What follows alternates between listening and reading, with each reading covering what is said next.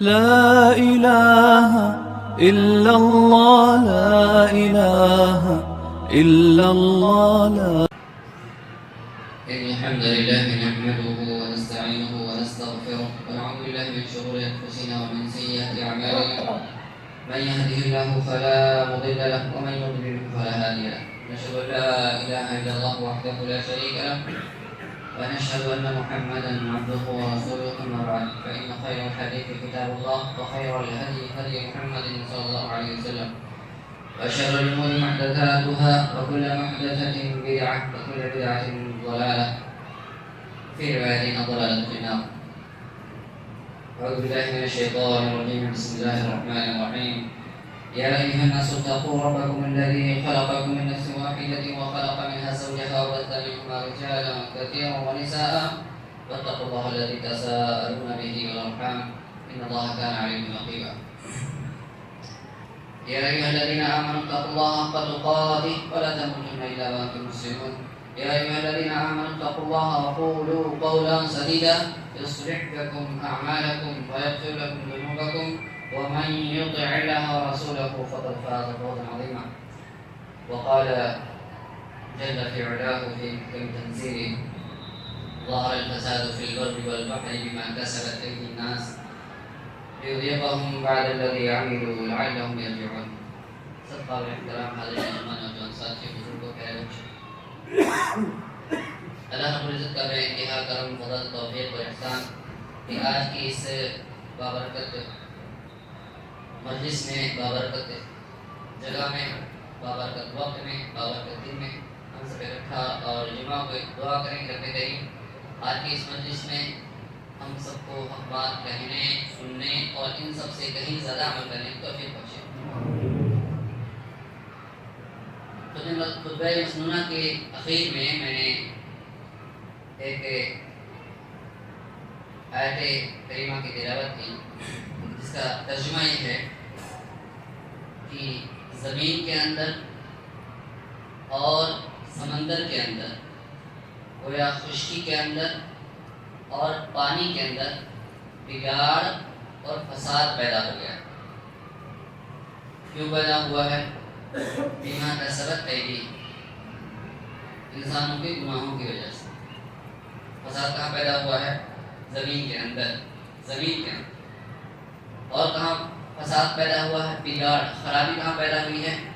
پانی کے اندر۔ کیوں ہوئی ہے؟ بما کسبت ایدی، انسانوں کے گناہوں کی وجہ سے۔ اور یہ بگاڑ کیوں آ گیا ہے؟ کائنات کے اندر، نیچر کے اندر بگاڑ پیدا ہو گیا ہے۔ کیوں؟ لعلہم یرجعون، تاکہ یہ اپنی حرکتوں سے باز آ جائیں، تاکہ اللہ کی بارگاہ میں دوبارہ پلٹ جائیں۔ اسی آیت کریمہ کی روشنی میں آج کی دن ہماری تقریر کا عنوان ہے انسانی زندگی پر گناہوں کے اثرات۔ کیا کہہ رہے ہیں کہ انسان جو بھی گناہ کرتا ہے اس کی سزا اسے ضرور ملتی ہے۔ امام ابن قیم رحمہ اللہ فرماتے ہیں المعاصی لا بد لها من عقوبہ، ہم لوگ دن رات گناہ کرتے ہیں اور اس کو اس طرح سے بھول جاتے ہیں جیسے کچھ کیا ہی نہ ہوا۔ انسان کے دل میں گناہ کے بعد کبھی ذرا اگر اس نے کچھ گناہوں کا احساس کیا، کچھ شرم آئی اس کو گناہ کے بعد، تو کیا کرتا ہے؟ توبہ توبہ استغفر اللہ، پھر گناہ کرتا ہے۔ تھوڑا نیک انسان ہے، صدقات و خیرات کی فضیلتیں جانتا ہے، گناہ معاف ہو جاتے ہیں، کیا کرتا ہے؟ گناہ کرتا ہے، جا کے کسی کو صدقہ دے دیتا ہے، پھر تسلی۔ اور تھوڑا نیک انسان ہے، استغفار کر لیا، استغفر اللہ استغفر اللہ استغفر، پھر خلاص۔ تو یہ جو اس نے توبہ توبہ کہا گناہ کرنے کے بعد، کیوں کہا؟ یہ جو استغفر اللہ اس نے زبان سے کہا، کیوں کہا؟ یہ جو جا کے اس نے صدقہ دیا گناہ کرنے کے بعد، کیوں دیا؟ در حقیقت اگر آپ دیکھیں، ہم اپنے دلوں سے پوچھیں تو در حقیقت یہ توبہ یہ استغفر اللہ کہنا، یہ ہمیں گناہ سے چھوڑنے کے لیے ہم نے نہیں کہا، بلکہ دوبارہ گناہ کرنے کے لیے کہا، تاکہ دوبارہ گناہ کرنے کا موقع ملے۔ اور بسا اوقات شیطان انسان کی اس فطرت کو جانتا ہے، اسی بنا پہ خود شیطان بلواتا ہے اس کو کہ بول استغفر اللہ، تو نے گناہ کیا نا، ابھی بول استغفر اللہ، استغفر اللہ. شیطان جانتا ہے کہ استغفر اللہ کہے گا ابھی یہ، تو اس کے دل کو ٹھنڈک مل جائے گی، تسلی مل جائے گی، گناہ کا جو بوجھ تھا ختم ہو جائے گا. اب جب گناہ کا بوجھ ختم ہوا پھر سے دوبارہ گناہ کرنا اس کے لیے آسان ہو جائے گا. لوگ صدقہ تو گناہ کرتے رہتے ہیں، صدقہ تو خیرات بھی کرتے رہتے ہیں، گناہ کرتے رہتے ہیں، توبہ استغفار بھی کرتے رہتے ہیں. تو یہ توبہ استغفار اس لیے گناہ معاف ہو جائے نہیں، یہ توبہ استغفار اس لیے، صدقہ تو خیرات اس لیے تاکہ دوبارہ گناہ کرنے میں آسانی ہو اس کے لیے. تو در حقیقت اگر یہ حرکتیں ہمارے اندر ہیں، یہ احساس اور یہ سوچ ہماری ہے، تو یاد رکھو گناہ کی سزا ملے گی ضرور. گناہ معاف کب ہوتا ہے؟ جب بندہ روئے، اللہ کی بارگاہ میں دوبارہ کبھی بھی نہ کرنے کا عزم کرے. لیکن یہ سارے ہتھکڑے جو ہیں دوبارہ گناہ کرنے والے ہیں. اگر ان عادتوں کے اندر، اس سوچ کے اندر ہم اور آپ مبتلا ہیں تو یقین مانے گناہوں کی سزا ہمیں ملے گی. ہم لوگ سوچتے ہیں کہ گناہ شاید حشر کے میدان میں ملے گا، کوئی گناہ کی وجہ سے ٹخنوں کے بل، کوئی گھٹنوں کے بل، کوئی سینوں کے بل ڈوبا ہوا ہوگا. وہ لمبا ابھی کس نے دیکھا ہے، جو ہوتا ہے دیکھا جائے گا. ہم وہ سمجھتے ہیں. پھر کچھ لوگ سوچتے ہیں کہ قبر میں شاید ہوگا عذاب، لیکن میرے بھائی وہ ایسا نہیں ہے. حشر کا میدان تو بڑا خطرناک ہے، ایک دن 50,000 سال کے برابر ہے، اور قبر کا دن وہ بھی خطرناک ہے. صحابہ جن کو کہا گیا کہ لَتُسْأَلُنَّ يَوْمَئِذٍ عَنِ النَّعِيمِ، کہ جو نعمتیں کھا رہے ہو، ان کی نعمتوں میں پڑھ رہے ہو، بڑھ رہے ہو، ان نعمتوں کے بارے میں تم سے سوال کیا جائے گا. صحابہ کو 1400 سال پہلے کہا گیا، آج جو انہیں مرے ہوئے 1400 سال ہو گیا. یہ قبر کی زندگی ہے. جب قبر کی زندگی 1400 سال کی ہے تو آخرت کی زندگی کتنی لمبی ہوگی اندازہ لگائیے آپ ہمارا. تو قبر کی زندگی، آخرت کی زندگی، بعد کی زندگی. ہم اور آپ گناہ کیوں کرتے ہیں؟ یا خواہشات کے پیچھے کیوں بھاگتے ہیں؟ پیٹ کے پیچھے بھاگے، شہرت کے پیچھے بھاگے، نفس پرستی کے پیچھے بھاگے، ہوا پرستی کے پیچھے. اسی لیے گناہ کا کام انجام دیتے کیونکہ ہمارے جو خواہشات ہیں، جو ڈیزائرز ہیں دنیا کے اندر پوری ہو رہی. اسی تو انسان گناہ کرتا ہے، ورنہ کیوں گناہ کرے؟ یا تو اس کو شہرت کی بھوک ہے، عزت کی بھوک ہے، پیٹ کی بھوک ہے، نام کی بھوک ہے، پراپرٹی اور جائیداد کی بھوک ہے، مال و دولت کی بھوک ہے. اسی بنا پہ انسان دنیا پرستی میں مبتلا ہوتا ہے. اب اسی دنیا پرستی میں مبتلا ہونے کی وجہ سے اب یہی دنیا ہی اس کے لیے عذاب بن جائے، تو کیا فائدہ ہے ایسی چیزوں کے پیچھے پڑ کے؟ جس چیز کے لیے بھاگ رہا ہے، جس چیز کو حاصل کرنا چاہ رہا ہے، وہی اس کے لیے عذاب بن جائے، تو ایسے گناہ کا کیا فائدہ؟ گناہ بے مطلب کا گناہ ہوا. اللہ کی قسم ہر گناہ بے مطلب کا ہوتا ہے، کوئی فائدہ نہیں. تو یہ گناہ کرتے، آخرت کا جو گناہ ہے وہ اپنی جگہ پہ، قبر کا گناہ اپنی جگہ پہ، اس کی جو سزائیں ملے گی. اور ہم سے یہ بتلانا چاہ رہے ہیں کہ انسان جلد باز ہے، جلد بازی کی وجہ سے سوچتا ہے کہ ابھی اتنا فائدہ ہوتا کر لیتے ہیں، بعد میں دیکھا جائے گا، لیکن اس کی گناہوں کی سزا دنیا ہی میں ملنے لگتی ہے. ہم یہ بتانا چاہتے ہیں، اور ضرور ملتی ہے. المعاصی لا بد لها من عقوبہ، گناہ کی سزا انسان کو ضرور ملتی ہے. کیا ملتی ہے؟ انسان کی گناہوں کا اثر اس کے دل کے اوپر پڑتا ہے، اس کے بدن پر پڑتا ہے.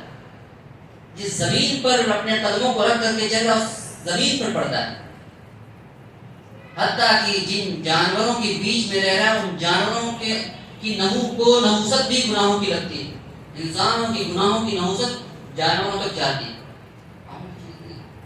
اور خطرناک چیز کیا اثر پڑتا ہے دیکھتے ہیں. پھر انسان کے دل کے اوپر کیا اثر پڑتا ہے دیکھتے ہیں. اللہ رب العزت نے اپنے کلام پاک کے اندر فرمایا ان الابرار لفی نعیم وان الفجار لفی جحیم. جو نیک لوگ ہوتے ہیں وہ نعمتوں میں رہتے ہیں اور نعمتوں میں رہیں گے، اور جو بدکار ہیں، فاسق و فاجر لوگ ہیں، وہ جحیم عذاب میں، دوزخ میں رہتے ہیں اور رہیں گے.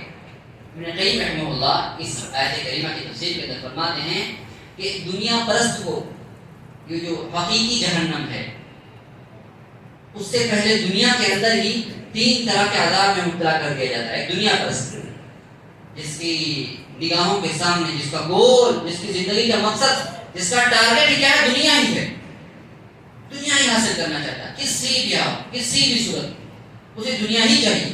3 طرح کے عذاب میں مبتلا کر دیا جاتا ہے. پہلا عذاب کیا ہے؟ قبل الحصول. دوسرا عذاب بعد الحصول. تیسرا عذاب بعد الزوال. قبل الحصول کیا ہے؟ دنیا کو حاصل کرنے سے پہلے کا عذاب.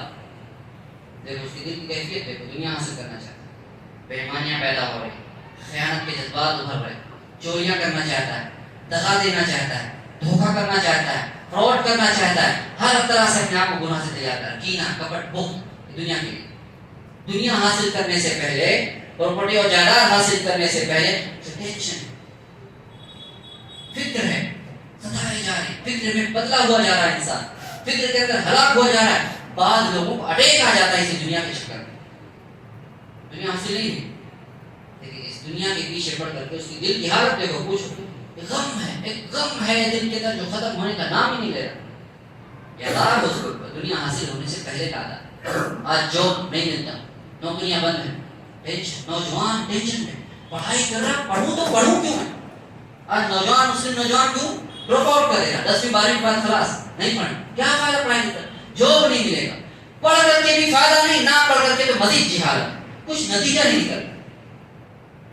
اسکول سے، یونیورسٹیز سے، کالج سے پڑھ پڑھ کر ڈراپ آؤٹ کر رہے ہیں، کوئی فائدہ نہیں. ٹینشن ہے نوجوان کے دماغ کے اوپر کہ فیوچر کیا ہوگا، نوکری کیسے ملے گی، چھوکری کیسے ملے گی، ٹینشن ٹینشن ٹینشن. آج 30 سال کے نوجوان اٹیک کا شکار ہو گئے یہ دنیا داری کی وجہ سے. قبل الحصول، دنیا کو حاصل کرنے سے پہلے. دوسرا مرحلہ بعد الحصول، دنیا حاصل ہو گئی تو ایک ٹینشن، پیسہ جو ہے کہاں لگایا جائے، کہاں انویسٹ کیا جائے، کیسے اس کو بڑھایا جائے. پیسہ آ گیا، شہرت بھی مجھے چاہیے، سماج میں اسٹیٹس چاہیے، مقابلہ چاہیے، لوگ مجھے سلام کریں. یہ لوگوں کو اپنے لوگوں کے بیچ میں اسٹیٹس بنانے کے لیے، معیار بنانے کے لیے، عزت، شہرت، دولت چاہنے کے لیے ایک نیا ٹینشن شروع. پیسہ لگایا کہاں جائے، کاروبار کہاں کیا، انویسٹ کیا، پھر سے ٹینشن، سرکار کے ٹیکس سے ٹینشن، دنیا بھر کا ٹینشن. یہ دوسرا ٹینشن.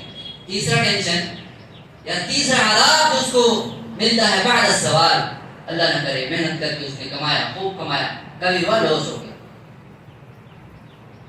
ساری دولت ضائع برباد ہو گئی. یہ الگ ٹینشن، یہ تو دنیا کا ٹینشن.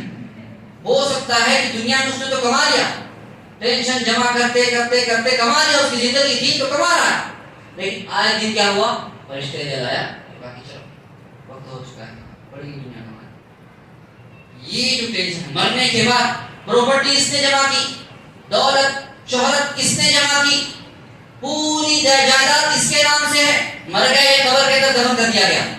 دفن کرتے ہی بچوں کے دلوں میں، اولاد کے دل میں ہلچل مچ گئی. سب کون کرے گا پراپرٹی میں، زیادہ حصہ کس کے ہاتھ میں آئے گا، فلانی پراپرٹی کس کے نام پر رہے گی، فلانی پراپرٹی کون قبضہ کرے گا. بیوی الگ سے کوششیں کر رہی ہے، بچے الگ سے کوششیں کر رہے ہیں.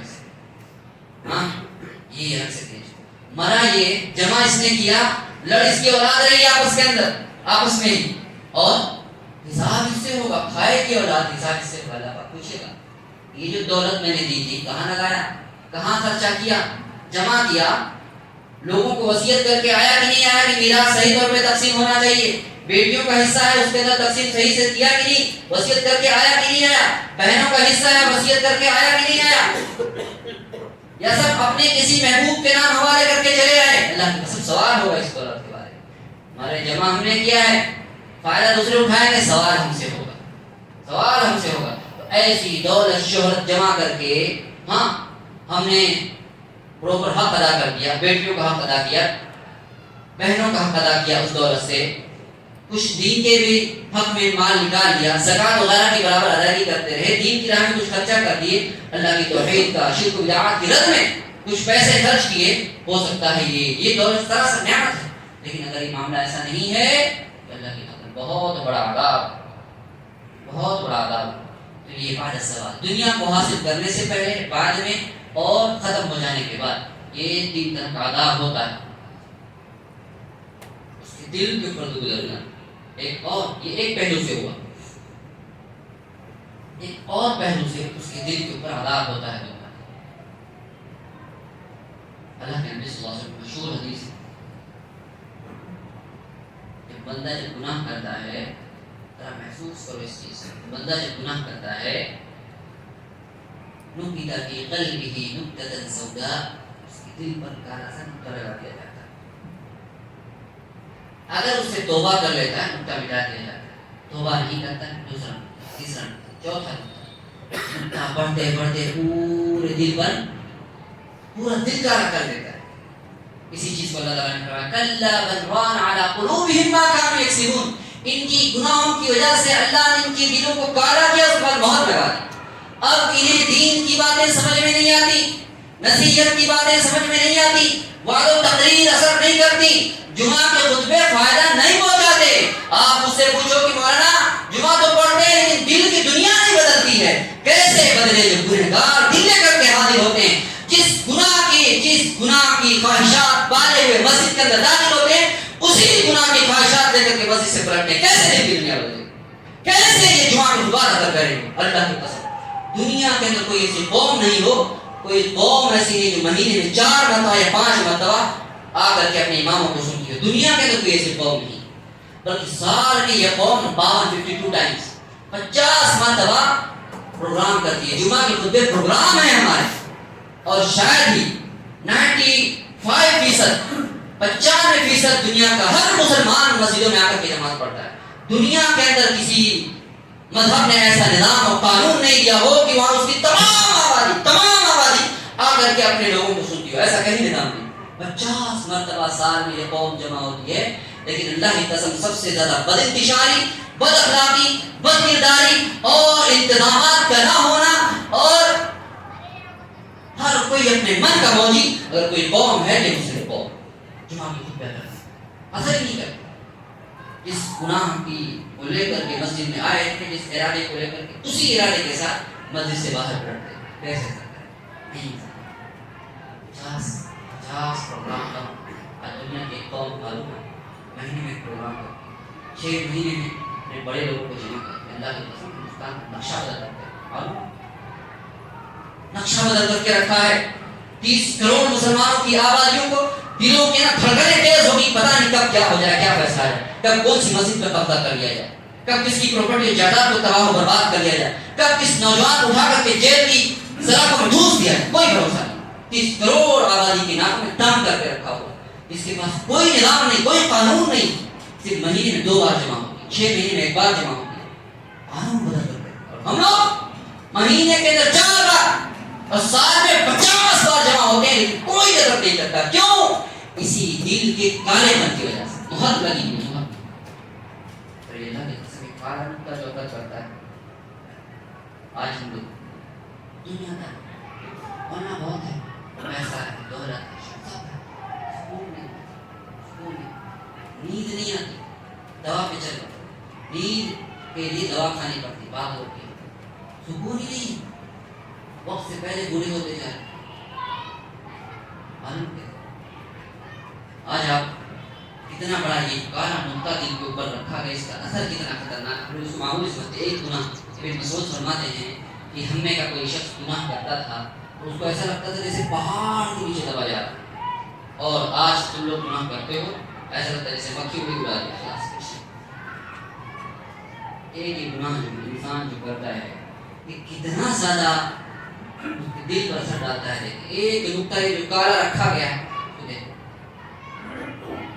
غریب آدمی 20 سال 25 سال شہر میں رہ رہا ہے, بڑے مکان پہ رہ رہا ہے, بچے بچیاں خوب محنت کر, دن رات محنت کر رہا ہے, داڑیاں سفید ہو, چہروں پہ جھریاں, بال سفید ہو, کمزوری آ گئی. اب وہ محسوس کر رہا ہے کہ جسم میں ڈھلتا چلا جاتا ہے, ٹینشن اٹھایا جا رہا ہے, بیٹیوں کی شادی, بچے سیٹل نہیں, نوکریاں نہیں. یہ غریب آدمی. اب کوئی اس غریب آدمی کوئی ایسا انسان ہے, آتا ہے اس کے پاس, کہتا ہے کہ آؤ میرے ساتھ, دیکھو یہ 1 کروڑ کا میں نے بنگلہ بنوایا, مکان بنوایا, اور یہ گاڑی اس کے سامنے تھی. یہ جو 1 کروڑ کا میں نے مکان بنایا, یہ جو گاڑی اس غریب آدمی سے کہتا, یہ مکان بھی تمہارا, چاہے اس کو اپنے پاس رکھو اور یہ گاڑی اپنے پاس رکھو. آپ بتائیے اس غریب آدمی کی دل کی کیفیت کیا ہوگی؟ بتائیے. ہو سکتا ہے خوشی سے مر جائے وہ, خوشی کے آنسو بہائے وہ, اور کافر ہو, ایک انسان کے اندر کافر ہو تو سجدوں میں گر جائے, وہ سجدے میں گر جائے کہ مالک آپ ہی ہو, آپ ہی پربھو ہو, آپ ہی دیوتا ہو ہمارے. ہاں کہے گا کہ نہیں کہے گا؟ لیکن اللہ کی قسم ہم اور آپ اتنے سارے لوگ یہاں پہ بیٹھے، کیا ہمارے پاس اپنی چھت نہیں ہے؟ کیا ہمارے پاس اپنی گاڑیاں نہیں ہیں؟ کیا ہمارے گھروں کے اندر تجوریوں کے اندر جواہرات نہیں ہیں؟ کیا ہمارے ناموں سے پراپرٹی اور جائیداد نہیں؟ سب کچھ ہیں، لیکن کیا وجہ ہے یہ گھر، یہ مکان، یہ گاڑی، یہ دولت، یہ شہرت سب کچھ ہوتے ہوئے بھی دل کو سکون نہیں ملنا؟ اللہ کی قسم یہی وہ نقطہ ہے جو سکون نہیں دے رہا۔ پتا کیا چلا؟ یہ ایک گناہ کی وجہ سے جو دل کے اندر نقطہ رکھا گیا ہے، یہ کروڑوں کی پراپرٹی پہ بھاری اور غالب ہے، کروڑوں کی پراپرٹی پہ غالب اور بھاری ایک دل کے اوپر نہیں۔ اور پتہ چلا گناہ کی نحوست کتنی خطرناک ہے، کتنی خطرناک۔ یہ ایک دفعہ دل کے اوپر الزام ہوتا ہے، دوسرا اثر انسان کے جسم کو کیا پڑتا ہے؟ انسانی زندگی کا دوسرا اثر اس گناہ کو کیا پڑتا ہے؟ انسان کے جسم پڑتا ہے۔ میں نے کئی محکمہ لکھا ہے کہ جب قیصر و کسریٰ کے پاور کو دیکھو، رومن امپائر، اگر آپ نے تاریخ پڑھی تو دیکھو، رومن امپائر 1000 سال حکومت، کسریٰ ایرانی حکومت، مجوسی پارسی پرشین حکومت 800 سال تک حکومت کی۔ یہ دونوں آدھی دنیا اس کی، آدھی دنیا اس کی، دونوں بانٹ کر کے رکھے۔ اب یہ مسلمانوں کے سامنے آئے، مسلمانوں کے پاس کبھی 3000 کبھی 8000، بہت زیادہ ہو گئے مسلمان تو 30000، اس سے زیادہ نہیں، لیکن ان کی تعداد 1.5 لاکھ 2.5 لاکھ 5 لاکھ لے کر کے مسلمان 3000 لے کر کے گئے، وہ لوگ 1.5 لاکھ لے کر کے آئے۔ ہونا کیا چاہیے تھا؟ ہونا تو یہ چاہیے تھا کہ یہ 1.5 لاکھ کا لشکر 3000 کو تو اپنے دانتوں سے چبا جاتا، کتنی حیثیت تھی۔ لیکن کیا ہوا؟ اس 3000 کے لشکر نے 1.5 لاکھ میں سے 70,000 کو صرف گرفتار کیا، مرے تو مرے الگ۔ ابن قیم فرماتے ہیں کہ ان کے جسموں نے انہیں اس وقت دھوکہ دیا جب انہیں ان کی زندگی و موت کا فیصلہ ہونے والا تھا۔ ان کی طاقتوں نے، ان کی جسمانی طاقت و قوت نے انہیں اس وقت دھوکہ دیا جب انہیں ان کی جسمانی طاقت و قوت کی سب سے زیادہ ضرورت تھی۔ ضرورت تھی نا، حکومتیں بڑھتی جا رہی، 800 سالہ تاریخ کو مٹایا جا رہا تھا، صحابہ کے ہاتھوں سے ختم کیا جا رہا، لیکن نہیں، کب کبھی تاریخ ہو جاتی، گناہوں کی وجہ سے کب کبھی تاریخ۔ اور آج مسلمانوں کو دیکھو کیسا بزدل قوم ہو چکی، کیسی حکمتیں بتاتی ہو، کیسی نصیحتیں بتاتی۔ ارے مولانا صاحب شرک پہ نہ بولو، بدعت پہ نہ بولو، رد نہ کرو، یہ سب ماحول خراب ہو جاتا ہے۔ بزدلی کو دیکھو، بولنا پسند نہیں۔ آج لوگ توحید کے موضوع پہ سننا چاہتے ہیں، لیکن بدعت نہ بولو مولانا، خراب ہو جائے گا معاملہ، شرک پہ نہ کرو، ہمارے کسی سے تعلقات خراب ہو جائیں گے۔ بزدلی ہے اللہ کی قسم، گناہوں کے اندر، گناہوں کے نہیں بولو، ماحول خراب ہو جاتا ہے، ماحول خراب ہو جاتا ہے، حکمت ہے، اس کے باوجود بھی منع کیا جاتا ہے، نہیں بولو، نہ بولو اس کو۔ یہ جسموں پہ کب کبھی تاریخ ہو جاتی ہے، حق بیان کرنے میں کب کباہٹ تاریخ ہو جائے، یہ گناہوں کا اثر۔ دوسرا کہا ابن قیم نے 800 سال کی حکومت کو پلٹ دیا گیا اور ان کی جسمانی طاقت و قوت کی کوئی مدد نہیں کی۔ کیوں؟ گناہوں کی وجہ سے۔ انسان کے اندر بزدل ہے، اور دل کی مضبوطی سے تو انسان مضبوط ہوتا ہے۔ دل مضبوط نہ ہو تو ہٹا کٹا انسان فضول ہے، کسی مطلب کا نہیں۔ اور یہ دل کب مضبوط رہے گا؟ اللہ سے جب جڑتا ہے، گناہوں سے دور رہتا ہے۔ جب تک دل کے اندر گناہ رہیں گے، بزدلی ساتھ میں چھوڑے۔ یہ دوسرا اثر۔ تیسرا اثر زمین پر پڑتا ہے گناہوں کا۔ بنو امیہ کے زمانے میں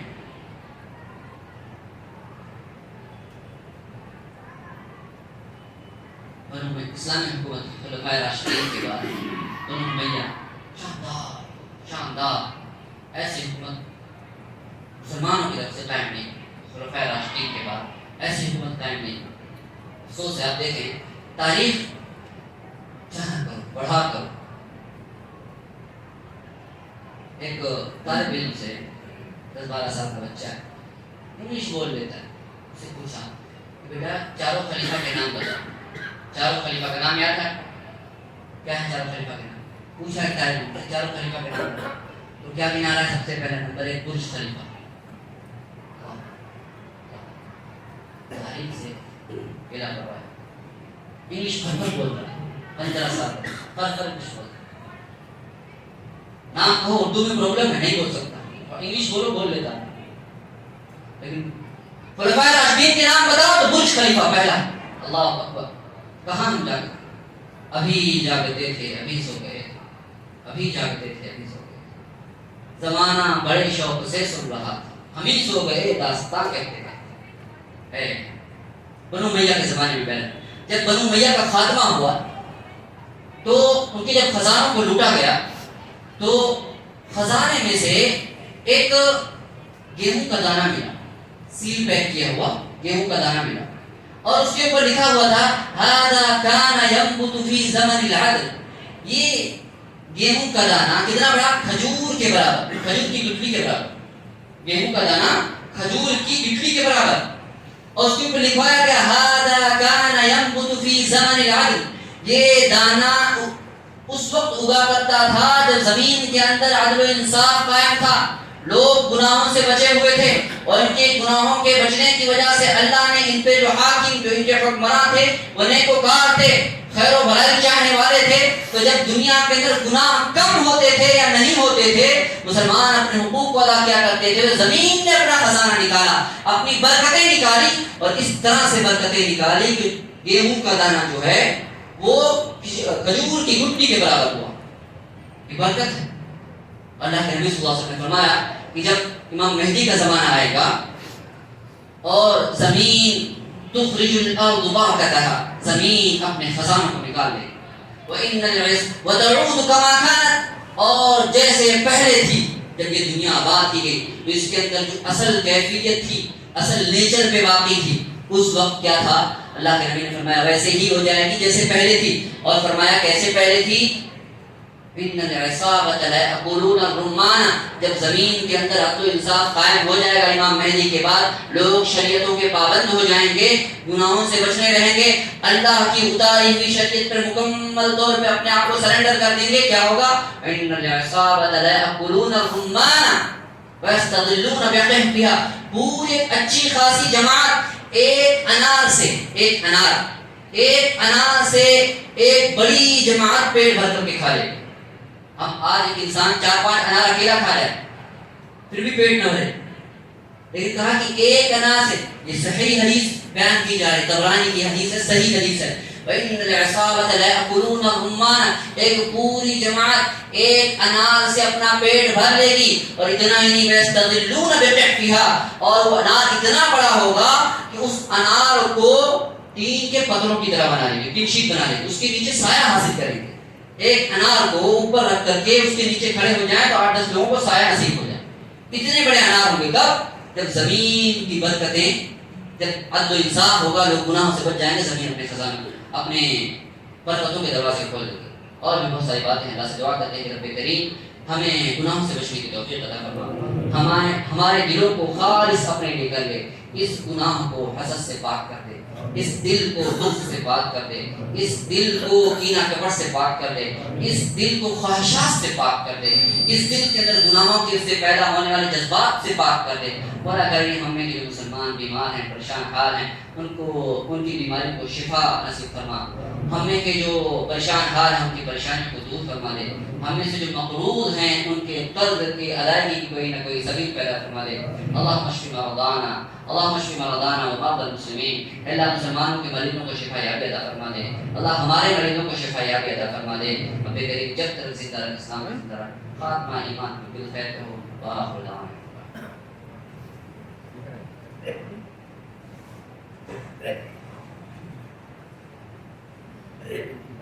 إن الحمد لله نحمده ونستعينه ونستغفره ونعوذ بالله من شرور أنفسنا ومن سيئات أعمالنا، من يهده الله فلا مضل له ومن يضلل فلا هادي له، ونشهد أن لا إله إلا الله وحده لا شريك له، ونشهد أن محمدا عبده ورسوله، أما بعد إن الله وملائكته يصلون على النبي يا أيها الذين آمنوا صلوا عليه وسلموا تسليما، اللهم صل على محمد وعلى آل محمد كما صليت على إبراهيم وعلى آل إبراهيم إنك حميد مجيد، اللهم بارك على محمد وعلى آل محمد كما باركت على إبراهيم وعلى آل إبراهيم إنك حميد مجيد، أقيموا الصلاة.